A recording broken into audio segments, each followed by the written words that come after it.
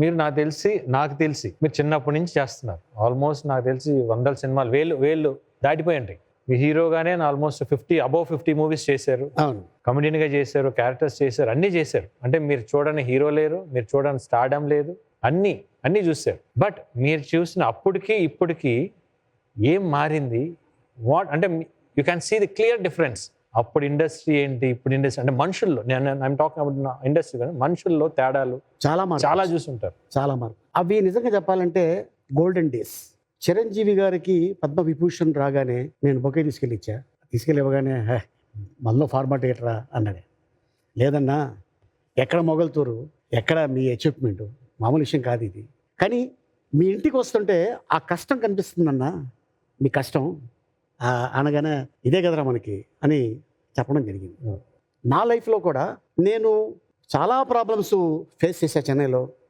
ఎవరిని అడుక్కోకూడదు మనం, ఎందుకంటే నలుగురికి తెలిస్తే బాగోదు అని పస్తులుగా ఉన్నాను తప్ప ఎవరి దగ్గర చేయి చాచల. ఏదైనా వేషం ఇస్తారేమో అని ఆఫీస్కి సైకిల్ మీద వెళ్ళిన రోజులు ఉన్నాయి. ఇప్పుడు మనం బెంచ్ కార్లో వెళ్తున్నాం, అక్కడ బెంచ్ కార్ లేకపోయినా ఏ ఇన్నోవాలో వెళ్తుంటాం. కానీ అప్పుడప్పుడు రైట్ లెఫ్ట్ చూస్తుంటా, ఎస్ ఇక్కడ బస్ ఎక్కాను నేను, ఈ రోడ్లో సైకిల్ తొక్కాను నేను అని అనుకుంటుంటా. ఆ మెమరీస్ ఇంకా నాకుంటాయి. నాకు ఇష్టం, ఎందుకంటే మన వెనకాల ఎవరు లేరు, స్వతహాగా నేను పైకి వచ్చినవాడిని.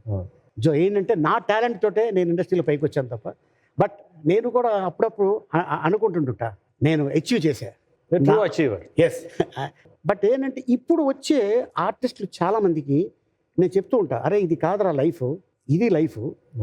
మనకి ఏదో అంటే కొమ్ములు వచ్చినాయి కదా అని చెప్పి మనం తోపులు అనుకుంటారు. అది తిన్నగలితే పర్లేదు, అది కానీ తిరిగిందంటే మనకే పుచ్చుకుంటాయి, అది వద్దు అని చెప్తుంటా. అంటే ఇప్పుడు నువ్వు చెప్పావు 1250 సినిమాలు పూర్తయ్యాయి. తెలుగు, తమిళ్, హిందీ, మలయాళం, కన్నడ, నేపాలీ కూడా రీసెంట్గా యాక్ట్ చేసాం. నేపాలీ భాష రాదు. అక్కడి నుంచి హీరోయిన్ ఇక్కడికి వచ్చారు. రామోజీ ఫిల్మ్ సిటీలో షూటింగ్ చేసాం. నేను బ్రహ్మానందం గారు. వాళ్ళు అన్నారు, సార్ 3.5 కోట్ల మంది జనాభా ఉన్నారంట నేపాలీస్. కమెడియన్స్ ఎవరైనా తెలుసు అంటే బ్రహ్మానందం నేనే. వాళ్ళకి పేరు రాక ఓ బాల్నే రతానా ఉస్కా నామ్ క్యా హై అన్నారు. అంటే నన్ను ఓ మేరా భాయ్ హై, బడా భాయ్ హై బ్రహ్మానందం సార్ క్యా కామ్ కర్తా యార్ అంటుంటారు. వాళ్ళది ఆ రియాక్షనే, అంటే వాళ్ళు అదే అన్నారు, అందుకోసం మేము వచ్చాం సార్ షూటింగ్ చేయడానికి అని చెప్పి. కానీ చాలా మంచోళ్ళు, చాలా సౌమ్యులు. సో అట్టగా జీవితం 45 సంవత్సరాలు, ఏప్రిల్ 28 వస్తే హీరో అయ్యి 30 సంవత్సరాలు యమలీల. అంటే కొంతమందిని చూస్తుంటాను, అంటే మీరు ఎంత స్ట్రగుల్తో పాటు సక్సెస్ అన్ని చూసి కూడా వెరీ డౌన్ టు ఎర్త్. కానీ కొంతమందిని చూస్తుంటే ఎగిరేగా వరకు టప్పన ఎగురుతూ ఉంటారు చూసారు. వాళ్ళు చూస్తున్నా అంటే వీళ్ళు ఏంటి అసలు వీళ్ళ ముందల, అంటే ఆ రెస్పెక్ట్ అనేది కొంతమందికి ఇప్పుడు లేదు. అంటే ఆ పర్సన్ వాల్యూ ఏంటి అనేది కొంతమంది తెలియలేదని.